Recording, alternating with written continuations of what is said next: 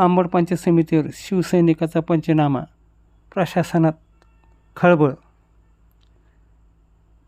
आज दिनांक 1 जून 2026 माननीय आमदार हिकमतदादा उडान यांच्या आदेशानुसार आज पंचायत समिती अंबड येथे झालेल्या अचानक पंचनामा व तपासणी कारवाईमुळे प्रशासनात एकच खळबळ उडाली. तहसील कार्यालयातील अधिकाऱ्याच्या उपस्थितीत सकाळी 10:30 वाजता करण्यात आलेल्या या धडक तपासणीत अधिकारी व कर्मचाऱ्याची चांगलीच तारंबळ उडाल्याचे चित्र पाहायला मिळाले.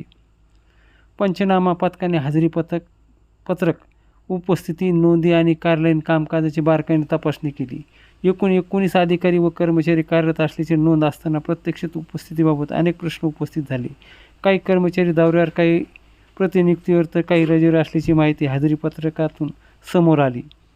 अचानक झालेल्या या तपासणीमुळे कार्यालयात धावपळ सुरू झाल्याचे प्रत्यक्षदर्शींनी सांगितले. गेल्या काही दिवसापासून पंचायत समितीच्या कामकाजाबाबत नागरिकांमध्ये नाराजी व्यक्त होत होती. याच पार्श्वभूमीवर ही कारवाई करण्यात आल्याची चर्चा तालुक्यात रंगली आहे. शासकीय कार्यालयामध्ये वेळेवर उपस्थिती, कामातील पारदर्शकता आणि जनतेच्या कामाला गती मिळावी यासाठी अशा तपासण्या सातत्याने सुरू राहणार असल्याचा इशारा यावेळी देण्यात आला आहे.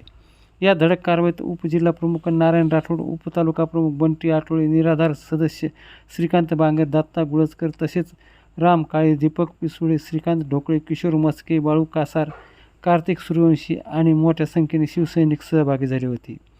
जनतेच्या कामात हलगर्जीपणा खपून घेतला जाणार नाही, शासकीय कार्यालयामध्ये शिस्त आणि जबाबदारी दिसलीच पाहिजे असा ठाम संदेश या कारवाईतून देण्यात आल्याची चर्चा अंबड तालुक्यात सुरू आहे.